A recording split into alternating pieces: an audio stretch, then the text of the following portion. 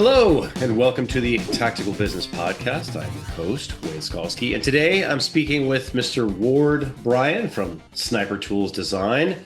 Mr. Brien, how are you doing today? Doing great. How are you? I'm great. I'm excited to talk to you today.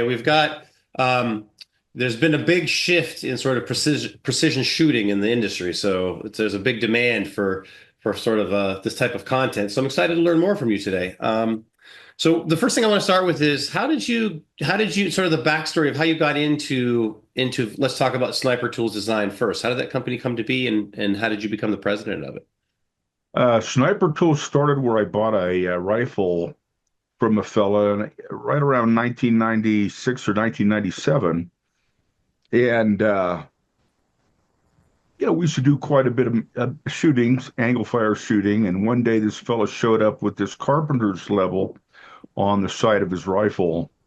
And I looked at it, and having a background in architecture and engineering, um, I went home and designed the angle cosine indicator in literally 20 minutes. And then I started moving forward with it and went through the provisional patents and then the patent and it was such a simple tool that I was surprised that nobody had ever come up with this before. And so that's how Sniper Tools got started. It was a great solution to a very old problem. And the part itself is completely mechanical. There's no electronics, no batteries, there's no failures. It's impervious to the weather. It's battlefield proven. It's been in the theater of war for over 20 years now. Um, just a fantastic, simple, very accurate, and very useful tool that has literally thousands of successful missions behind it. Well, and let's kind of unpack that a little bit for those of us who maybe don't know a lot about precision shooting or sort of the mechanics of it. What exactly is the problem, and what is the problem that tool solves, and how does it solve it? When the tool itself tells the shooter a percentage of his distance to target, and when you're aiming up or down on angles, what happens when the shooter zeroes his rifle, he does so shooting flat. And what happens is you have the full force of gravity that's pulling down on the bullet. So you adjust the sight height above the bore of the barrel to a certain height. So let's say at 100 meters or 100 yards, that bullet arcs up, fighting the full force of gravity as gravity's pulling it down, and then drops down on the target, right?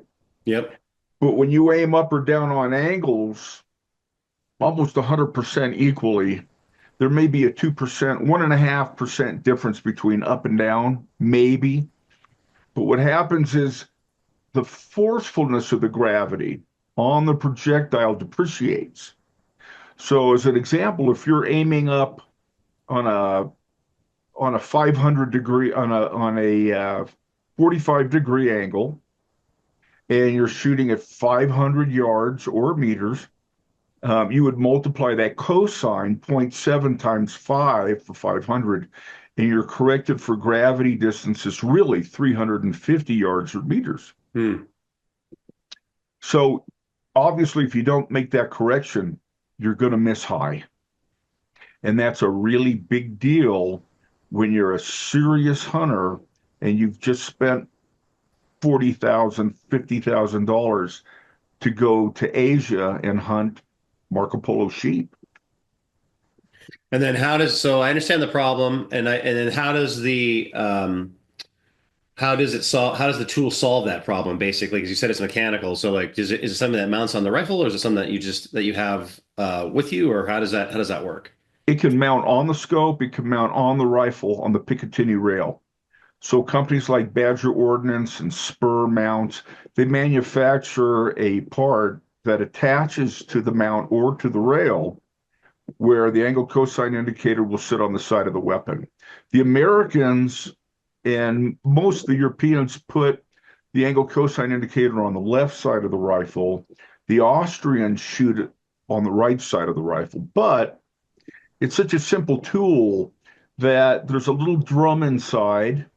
It's weighted with stainless steel weights or pins. And when you rotate the rifle, that wheel stays at zero 100% of the time. And the actual body of the angle cosine indicator rotates around the wheel.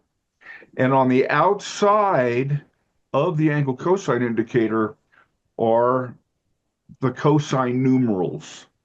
And a lot of people have asked for angle numerals on the outside of the body. And so we have made it with angle numerals. But by putting the cosine numbers of the angle exactly where the angle's numerals are located, you have a redundant system. You can count up in 10-degree increments on the right-hand side of the device in angles, or in odd angles on the left-hand device, and still have the cosine numerals being indicated. So again, it's a very unique part. I have a little picture here. I can kind of show you this. I don't know if it just happens to be here, but Got to hold it closer to you. Yep, there you go. too close. Right there. Yep. Nope. Look, How weird is that? we'll have a link to the website because I'm looking right at it. Yeah, sure. And Sorry about that. no, you're fine. And I think, it's just good to see it. And I think, if I understand it correctly, before this tool, people were trying to kind of do this calculations in their head or just sort of guess at it basically, and then do the math themselves in terms of the angles. That's kind of the problem. Well, what they did was they used a protractor string and paperclip, Mm-hmm. and they would hold it onto the side of the rifle, and then rotate the rifle to their point of aim, and then grab that angle that's being indicated, go to their data books and look for the cosine number of the angle if they didn't have it already memorized, and then go ahead and multiply that to their distance to target. Now, there is a concept of using ballistic targeting software with this, because theoretically, the ballistic targeting software will take into account the ballistics of the weapon. In other words, the velocity of the projectile, perhaps the spin drift, the wind, all of the density, altitude, incompleteness. But most of the software that's out there on the market really doesn't work past, let's say, 700 yards or meters. And it doesn't work at all with the horizontal or the windage. And so just to cut to the chase and tell you that a lot of the ballistic targeting software users will do a thing called truing, where they change the velocity to match the point of impact at, let's say, 200, 300, 354, 450, 500 yards or meters, so on and so forth. So the trajectory matches, but that only occurs in one density altitude. And density altitude is made up of temperature, barometric pressure, and humidity. And not to get too finite, but humidity only makes up 1/100th of an inch for every 1,000 yards or meters. But if you have to fudge your software to give you a correct vertical, why wouldn't you have to fudge your software to give you the correct horizontal? So it goes back to the old school method once again of using the angle cosine indicator, being able to range your distance to target with, let's say, the crosshairs, the mil radian or minute of angle stadia that's in your crosshairs, in lieu of using a laser rangefinder. And I think like thinking about a software, you're going to introduce a lot of points of failure, right? Because if you're going to use software, you're going to need power. There may be a problem with the software, or whatever's happening. And so if you just have a mechanical device, you're decreasing the points of failure if you're in the field. And the second thing is that time does matter in these scenarios. If you're hunting or if you're using it in a military application, you don't have unlimited time to sit there and mess around with everything. So I would think whatever decreases the friction for points of failure in time, it would be the best solution in that situation. Well, it's interesting because I have a friend that says to me, because when I talk with my friend about the Mountain Shooting Center, and he asked me how it's going, I said, well, my students are really unique students. They are very smart. They're the intelligence levels through the roof, and they know what they want to learn. It's like teaching a Formula One course to Formula One drivers, the students that come out to take a course from me. But with the software, you have to be cognizant at a science level or at a math level of two things, theoretically.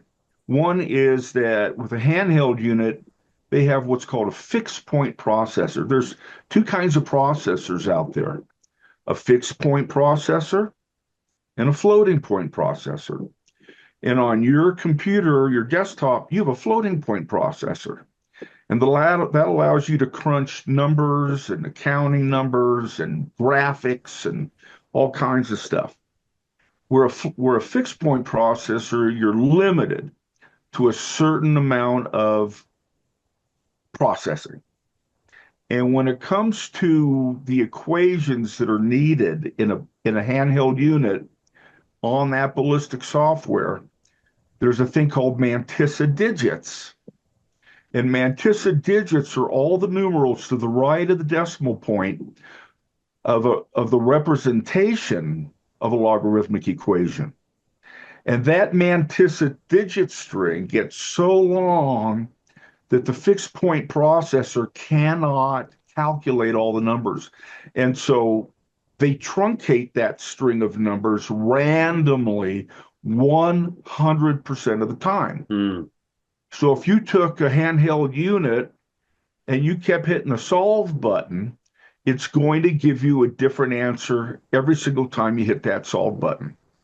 And if you have 8 men, once upon a time I was work, I used to instruct the instructors, the sniper instructors, and I had the best group of men I ever had out in my life. They were just ready to take the course. They were professionals. They were Marines, and they came from Bridgeport, California. And when we did this little exercise of making all the handheld units the same and giving them the exact same problem to solve, every single handheld unit produced a different answer. Every one. Hmm. And then when they turned on the Coriolis routine, the answers were even more abstract. Hmm.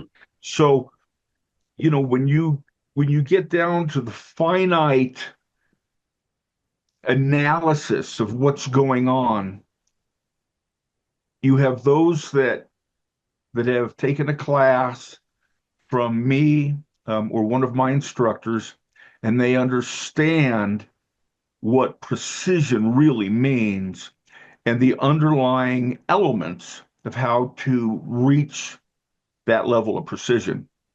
Because anybody can do it. It's just canceling out the stuff that doesn't work and replacing it. It's like eliminating the negative and replacing it with a positive. Right. It's as simple as that.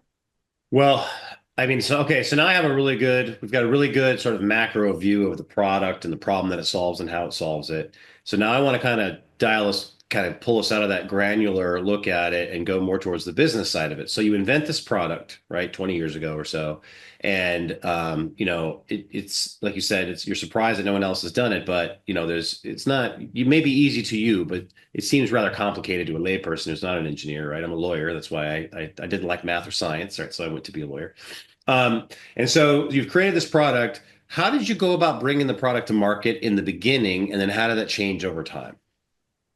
Bringing the product to market was a very challenging task. It's not like you're breaking a normal product, right? I have a friend, and she owns a company. I think it's called Luxine Beauty. She makes this handheld thing that's got little diamonds all over it for scruffing up your skin. Oh, the women love this product. It's something that they can use over and over and over and over and over again with the same results for the price of one skin treatment. The angle cosine indicator, it too can be used over and over and over and over again. In fact, it really is near unbreakable. But to market it, it took a 3D approach. It took my efforts. It took teaming up with another person in the industry that was making mounts, i.e., Badger Ordnance. And it took advertising. It took approaching this from every angle that I could possibly think of and making it a win-win for the other participants. So without Badger Ordnance, the equation theoretically dies. Badger Ordnance, U.S. Tactical Supply, Brownells. But Badger Ordnance is the one that manufactures the vehicle to mount the angle cosine indicator onto the weapon. And because of their presence in the industry, which is profound, they really assisted in putting it over the top and making it successful. So it sounds, if I'm hearing you correctly, the key was is to find a strategic partner that the product complemented, right? Because obviously, if you have the mount, like if it was a mount, Badger Ordnance is going to help you because you're a direct competitor. But no one else had this product. You're the only person that had this product, and it complemented what they were already doing. So you could take all that infrastructure that they had already with the marketing and the fulfillment and all that, and then just kind of immediately take it to market once you persuaded them, okay, hey, this is going to be beneficial for both of us. Is that fair? Yeah, you couldn't have said it any better. So, all right. So that gets that gets it to market. And then what kind of growth did you, I mean, not specific numbers, but I mean, did you have a lot of growth right away? Was it kind of slowly building over time to kind of educate the marketplace sort of, or how soon did you know for like, oh, we have a home run here? The home run effect came into play when it really took off in the military. It would have been wonderful if it would have taken off in the civilian marketplace because the civilians need the part. If they want to be as successful as possible and as accurate as possible, they need the part. But it was the military that saw the value of the product, how it fulfilled the need, how it eliminated other steps and hastened um, the use of it. You know, how quickly you are to get on target, do the math, take your shot, get out. So then every other military under the NATO umbrella started using it, and now it's in very, very wide use globally. Hmm. So, and then how did you go about that in terms of approaching the military for that? Did you just go through the normal government procurement process, or did you sort of do the same thing that you did with the Badger armaments? Is that you found a strategic partner in the military and said, "Hey, let me show this to you." How did that happen? Um, well, um, back in when Afghanistan kicked off and OAF kicked off, I already had relationships that were developed with other um, soldiers and SF guys that were created over the years. And I got a phone call from one of them uh, at the time in E5 by the name of Michael Labonte. And Mike is a wonderful guy. Um, I don't know how tall he is, maybe 5 foot, maybe 5'4", but he's got approximately 8, 9 tours under his belt, back and forth to OAF and OEF, Desert Storm 1, Desert Storm 2, and such like that. So he called me up and he said, "We got a problem. Um, we don't have any weapons for our designated marksman." And so if I remember right, I asked him, I said, well, what about the your M14s? And he said, well, the scouts at the 505th PIR snapped them all up. I said, I see. I said, what do you got? He goes, we got 30-year-old shot out A2s, M16 A2s. Hmm. And I said, well, let me think about this and I'll get back to you in the morning. So I thought about it. I thought the only thing that he could do is to replace the uppers. You understand what the upper is, right? Hmm. The upper, barreled receivers from the Right. old shot out A2s and put new ones on. And so I made a couple calls. I knew who to contact to acquire match grade uppers. And I called him the next morning. I said, well, the only thing you can do is replace the uppers. I've got a company that'll build them. They're willing to help you out and blah, blah, blah. And so he says, that'll work. So 2 weeks later, we had all the uppers. My wife and I flew back to Fort Bragg on our own dime, replaced all the shot out uppers. And with the new ones, we got one of the first batches of the Black Hills 77 grain Delta loads for the 5.56. Hmm. And which is what the twist rate of the barrel was designed for. And took the guys out, spent 4 days with them, brought them up to speed extremely quickly. And the rest is history. The only issue that we had with those weapon systems was is they had the 3 round trigger burst groups in them. So it would go from the first trigger pull, which was maybe, I don't know, 6 pounds, 7 pounds pull, to 10-pound pulls, to 12-pound pulls. I don't know what the pull weight was, but it would just get heavier through the succession and then start over again. And so they were on the range at the same time that the scouts were on the range. It was an 800-meter range. And these kids, 18-year-old kids with these weapons, were just banging the targets and acquiring them and hitting them faster than the scouts were. Hmm. So the scouts got a little upset. They went up the chain of the command to their command sergeant major and tried to commandeer the weapon systems away from the 504th. But because they were legitimately my uppers, they couldn't. So the 504th kept them. These young men did an incredible job overseas. Every one of them came home. And that really just gave the ACI just a little bit more of an edge. It still took time to roll it forward and roll it on, but it wasn't easy, and it was just a part that I believed they needed to have. So I kept making it. Well, and you have it, you have that real world testing in the field, right? Where it's obviously you've got guys taking it overseas and using it and coming back and being able to be case studies for that. Now, and maybe that's a good segue into your school. So now you're getting some traction, you're making this tool, you have people in the military using it, it's field tested, you're like, okay. So, and then you're teaching these people. What was the progression then from that? You said, all right, let's expand our offering from just actually offering the tool to also teaching people how to use it. How did that happen, and what was that kind of arc? Well, there was this crossover point where I'm teaching these angle fire courses, and and my courses are very, they're not high speed. They don't have a lot of testosterone assigned to them. These are courses where in one day you will fire maybe 50 rounds, and you will learn the different elements of what you're going to encounter shooting in the mountains, which is tremendously different than shooting on a flat square range.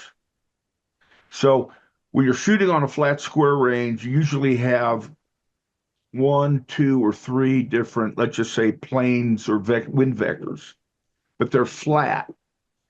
And when you shoot in the mountains, let's say, well, when you first hit 8,000 feet and above, the density altitude tremendously changes. For a 308 with 175 grain Match King at sea level, that bullet will have a terminal velocity of 1,000 yards of about 1,000, 1,050 feet per second. But when you jump at or above 8,000 feet, that same bullet with the same powder charge and everything now has a velocity that's about 350 feet per second faster because you have less drag on the bullet. The air is thinner, the performance is increased, and so is the distance. So there's things that are that nature that change. There's the angle fire itself. What happens when you have a headwind and you're shooting down at a target? The headwind's going to push the trajectory down and change it. I mean, there's story after story after story I can tell you, but we get into more, and I'll give you one other example, and that's with Snell's law of refraction. Snell's law of refraction, after I worked with the Marine Corps, started to be taught at the Mountain Warfare Training Center. And what it is it's a law of science. If you zero your firearm at dawn, let's say at 100 meters, you're doing so in ambient light. There's no direct sunlight coming in. Everything is neutral. But when that sun rays is about 5 degrees in the sky and it's a beam to your right, it's going to push your point of impact 0.2 of a mil to the left, holding your same zero. And as that sunlight moves throughout your day, it's going to move the point of impact and give you what's called the wandering zero. So the wandering zero, if you were to take a piece of paper in your hand and put it behind the scope and shine the light in through the front objective of the scope, that scope is designed to create a very small, narrow beam of light that goes through the objective lenses. It goes through the concave and the convex lenses. It goes through the reversal lenses and out the ocular lens in the rear. And when you shine that light in there and you move that light around, you'll see that that little beam of light that's designed to match the size of your pupil moves around. And that's what it does throughout the day with the sunlight. And so just that one principle commingled with the winds or not makes a difference on your success. See what I'm saying? I do. So Go ahead. I'm sorry, go ahead. No, I was just going to say is that so you're in Colorado, yes? Uh-huh. Yeah. So I'm I in t Colorado, but the mountain shooting center is in southern Utah. Got it. Got it. So, but take for example, so I taught horseback riding in Colorado and Estes, like around it, not Estes Park, but up by Winter Park. And just the movement, just the change and going from like say Winter Park to Estes Park, there were so many just as a normal human being of things of how you lived was different depending upon where in the elevation you were of day-to-day activities on the mountains because just the impact of altitude sickness or how much hydration you needed or whatever because just those variations made a huge difference. And so when you're talking about precision shooting, obviously you need to be able to take all those things into account and then even know that they exist. So I can see definitely the utility of having a school to help teach hunters that because again, like let's say that you've been deer hunting your whole life. Well, I grew up in North Dakota. North Dakota's flat. So if you're shooting, deer, or long distances or whatever in North Dakota, that's going to change if you pay for a trip in Idaho or pay for a trip in Utah and you go up in elevation for a bighorn sheep or something. Like it definitely is there's a lack of information about how to do that. Yeah, that's right. Absolutely. I mean, imagine I had two hunters a couple years ago come up, and they were from the Cedar City area, father and a son. Both of them are retired from their jobs. Both are just straight up good guys. And we're on top of the mountain. We're running through the yard lines. So, in other words, we eliminated the handheld software completely. For them, these men are hunters. Most hunters will never take a shot past 300 yards. But after they took my class, they're comfortable out to 800. And I remember when we first started this, and I would talk to other shooters or hunters, like at SCI, about this stuff, they would look at me and they had such disgust because they thought that there was no way that an accurate a legitimate shot could be taken on an animal without wounding it at 800 yards. And they would say things like, how in the world are you going to teach people to take a shot like that? Well, if they just go through step one, step two, step three, step four, it's just like taking a picture with a camera. It makes it so easy that at those distances that the success of hitting small 10-inch targets at very, very great distances is a complete reality. And I'll tell you a story. The story is about a guy, a very enthusiastic young man. He's become very, very successful on YouTube. We had a falling out at one period, just happens. But his name is Trey Sprinkle.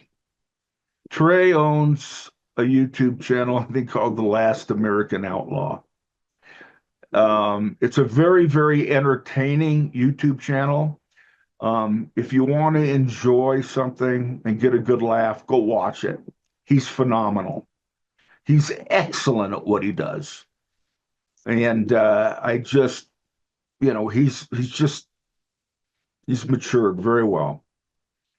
Trey was with me when we when we taught a class. He helped me. He helped me move targets, but he also was a great liaison interface in between me and the 10th Mountain guys that I trained up. And we were sitting at the north point at our ranges, like at the Mountain Shooting Center. If you went to the Mountain Shooting Center, not but mountainshootingcenter.com, you would see the layout of the ranges. And it's a phenomenal facility. We sit on 200 acres of land, or excuse me, 200, no, I'm sorry, whatever, 20,000, I don't know. It's A big 20, a big chunk of land. You got a big chunk of land big there. chunk of land. I don't know, I'm not thinking. But Trey, at the end of the class, wanted to take a shot on one of the steel targets that was a 1 meter tall steel target, crotch to hit the top of the head, and the shoulders. And I looked at him, I said, that's not a good idea. We talked about this. But the other men said, no, let him take the shot. So I said, all right, let's do it. So you want to shoot the one at 1,200 meters at the end of the field there? And we're shooting down on an angle. And he says, no, I want to shoot the one across the canyon.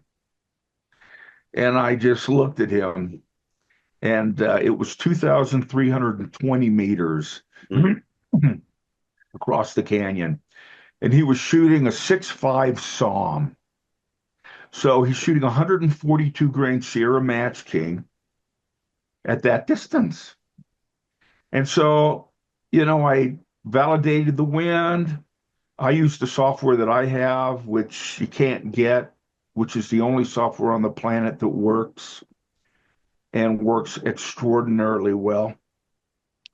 And you have to, there's tips and tricks you learn when you take my course. Like if there's a wind in the middle of the canyon, how do you see it?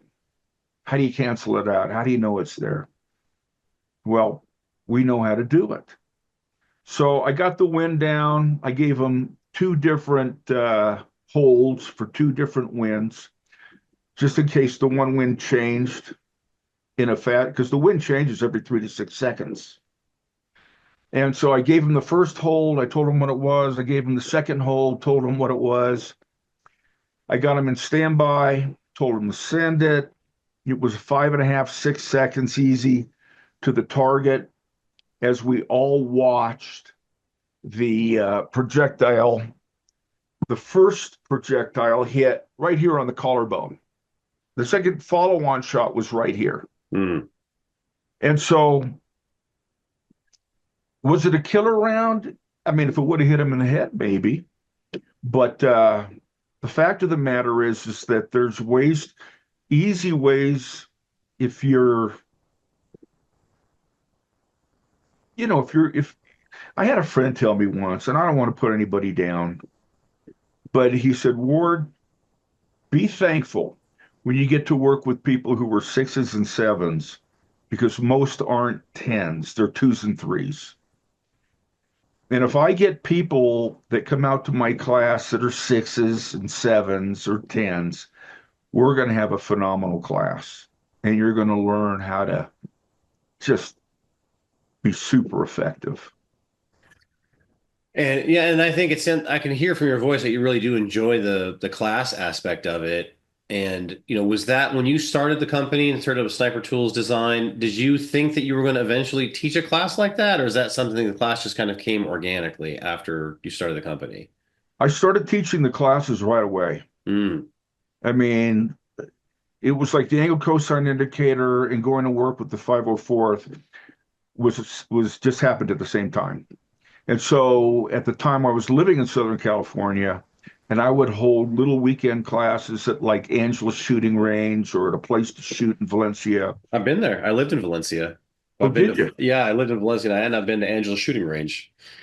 Yeah. Yeah. Angeles was off the Foothill Freeway there. And, Hmm.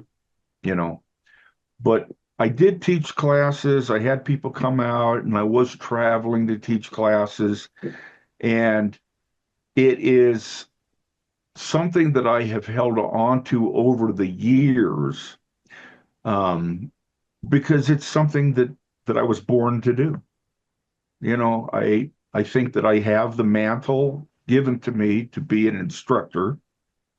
I enjoy the instructing, and what I enjoy the most is watching these guys go from zero to hero in 4 days.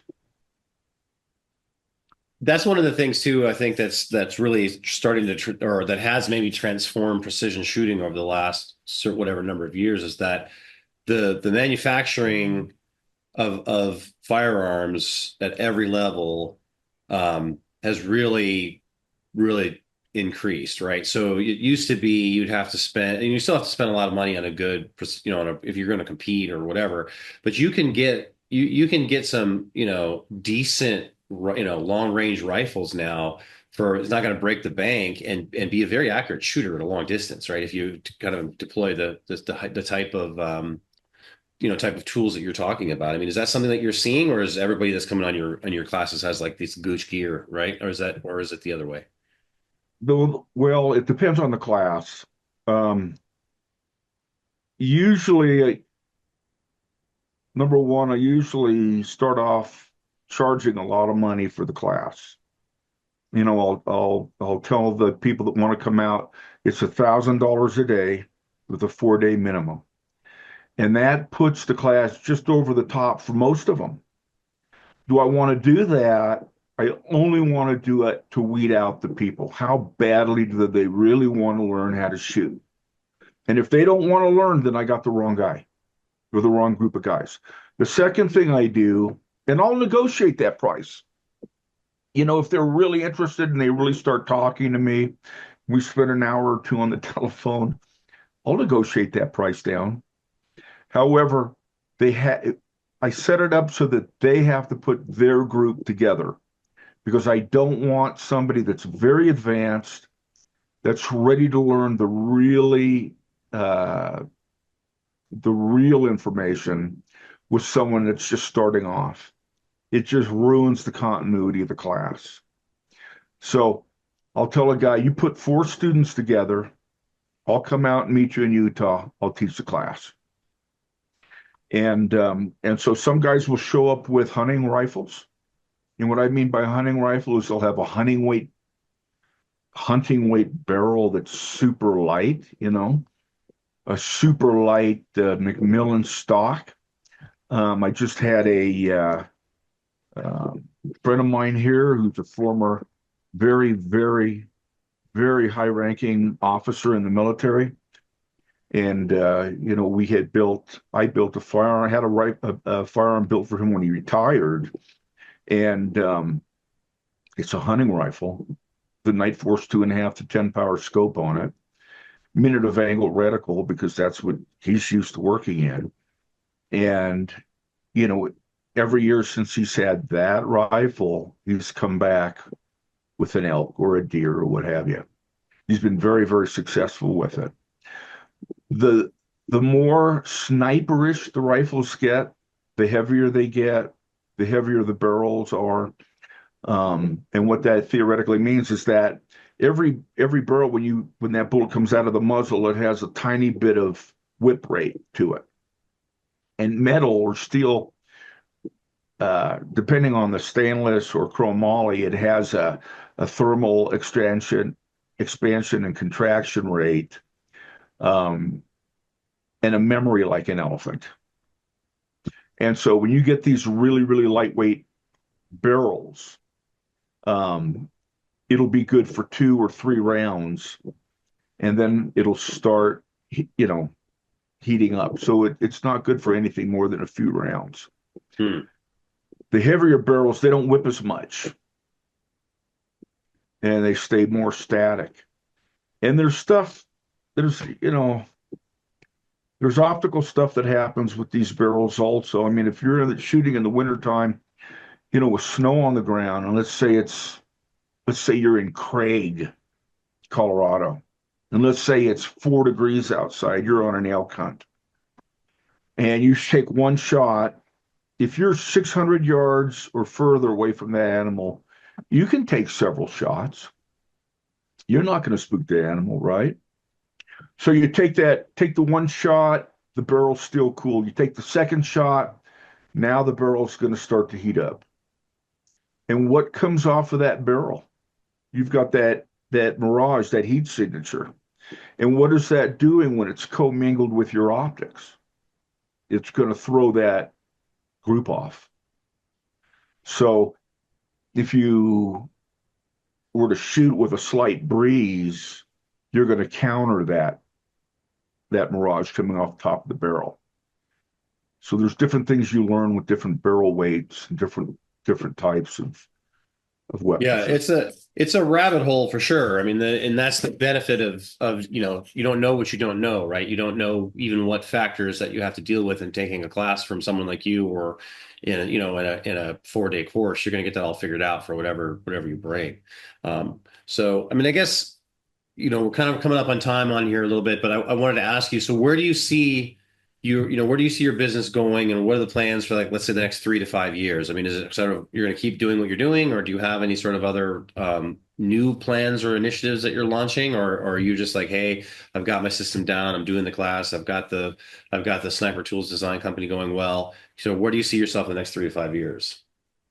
That's a very interesting question because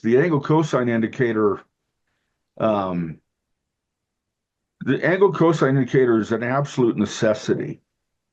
People don't understand it, but when they go through their military classes, they learn it's really an invaluable tool that is nowhere near the price of electronics.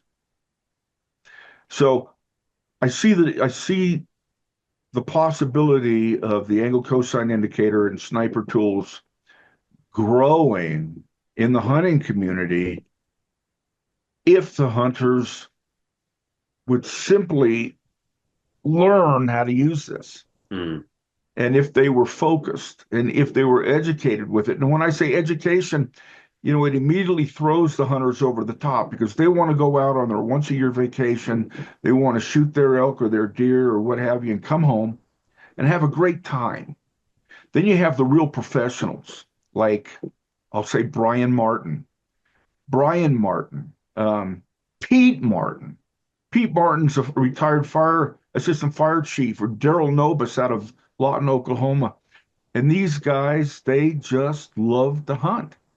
And they use the angle cosine indicator. It's incorporated into their whole program. They've taken the classes. They know it just takes that kind of a person. They can just put their feet forward to learn how to, I guess, just learn the principles behind success. Everything has an equation. They just have to learn a few things. It's not hard to learn. As far as the mountain shooting center goes, that's a very tough question because I'm dealing with the same field of genre that I always have. Will the military come out and take more classes from me? I don't know. Why? Because SOCOM has a hold on their training. It has a hold on who runs and facilitates and contracts for that training. And then there's other elements involved where it may be or it is self-beneficial for whoever the sniper SME is at SOCOM to put those courses together. So will they ever get the real training that they ever need? Probably not. Probably not.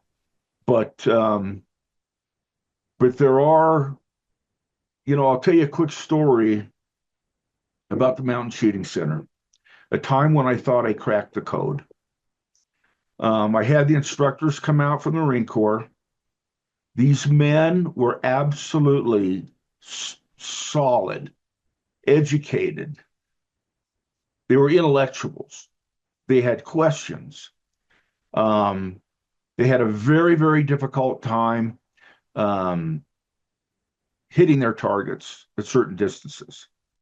On day 3 or 4, they're hitting on their cold bore shots 18-inch tall targets at 1,200 meters. All of a sudden, when they eliminated the things that were baloney that had been taught to the military, like the sniper program right now across all branches of our military are completely broken.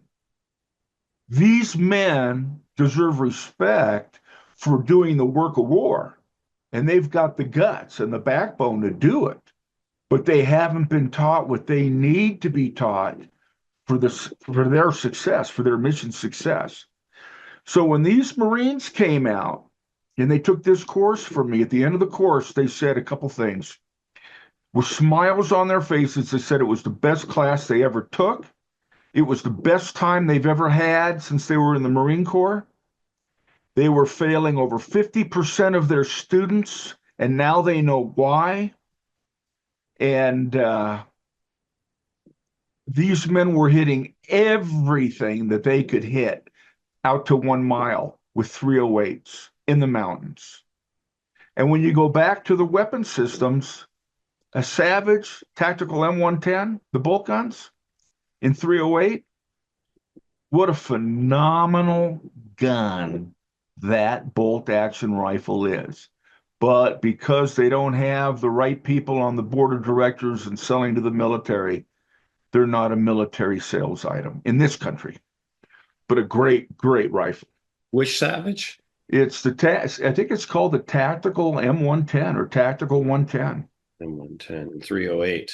In 308. You shoot Right. that 175 Match King through it in the mountains, it's a solid 1,200 meter gun that'll go 1,500 easy. Yeah, I mean, if you can extend the range, of a gun like that from its factory specs, you're doing something right.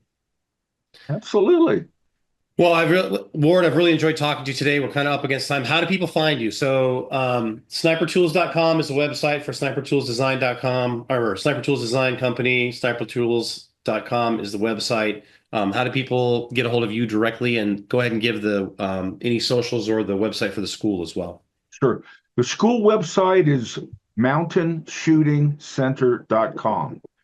The phone number for both Sniper Tools and MSC is 818-359-0512. They can call anytime. That's amazing. And do you have an email? If someone can shoot, they want to shoot you an email? Email is info@snipertools.com. Amazing. Well, again, I could talk for another 2 hours. I'm going down that precision shooting rabbit hole. So I'm really, really enjoying talking to you. And I'd love to have you on the show again in 6 to 8 months so we can kind of see kind of the growth and where things are going. All right, Ward, thanks again for coming on today. Really appreciate it. We'll see you.